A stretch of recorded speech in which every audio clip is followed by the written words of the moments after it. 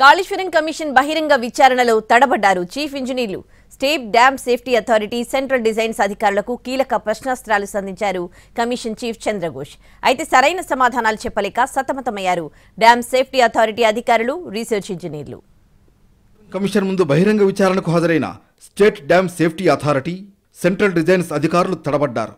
Dam safety అధికారులపై ప్రశ్నల వర్షం కురిపించారు Kaleshwaram commission chief Chandra Ghose. Commission అడిగిన ప్రశ్నలకు సమాధానాలు చెప్పలేక state dam safety chief engineer Pramila ఇబ్బంది పడినట్లు తెలుస్తోంది. ఎన్డీఎస్ఏ పరిధిలోకి వచ్చిన తర్వాత డ్యామ్ సేఫ్టీ నిబంధనలు పాటించారా లేదా అని కమిషన్ ప్రశ్నించింది. Pre and post monsoon report ఎవరు తయారు చేస్తారు, ఎవరికిస్తారని కూడా ప్రశ్నించింది. 3 బ్యారేజీల నిర్మాణానికి ముందు మాన్సూన్ రిపోర్ట్ ఇవ్వలేదని చెప్పారు state dam safety chief engineer. Annaram, Sundilla, Medigadda బ్యారేజీల దగ్గర డ్యామ్ సేఫ్టీ నిబంధనలు పాటించారా లేదా అన్న ప్రశ్నలకు కూడా సీఈ ప్రమీల సరైన సమాధానం చెప్పలేదు. కుంగుబాటుకు ముందు తర్వాత కూడా స్టేట్ డ్యామ్ సేఫ్టీ అధికారులకు ఎలాంటి నివేదికలు అందలేదని కమిషన్ ముందు చెప్పారు అధికారులు. తెలంగాణ రీసెర్చ్ అధికారులు కూడా కాళేశ్వరం కమిషన్ ముందు హాజరయ్యారు.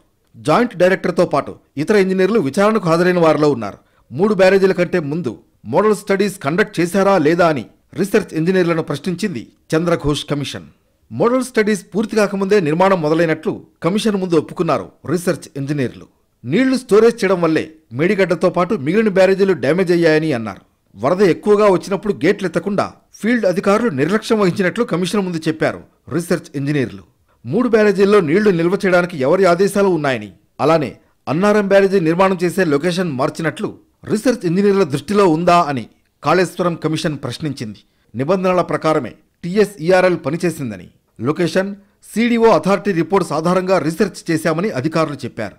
బ్యారేజీలు డ్యామేజ్ కావడానికి మోడల్ స్టడీస్కి సంబంధం లేదని స్టేట్మెంట్ ఇచ్చారు. మోడల్ స్టడీస్ తర్వాత బఫెల్ బ్లాక్లో మార్పులు, సవరణలు చేయడానికి ప్రభుత్వానికి నివేదిక ఇచ్చామని వెల్లడించారు. మొత్తం 3 బ్యారేజీల్లో 2016 నుంచి 2023 వరకు రీసెర్చ్ టీం ఆధ్వర్యంలో మోడల్ స్టడీస్ జరిగినట్లు కమిషన్ దృష్టికి తీసుకువెళ్లారు.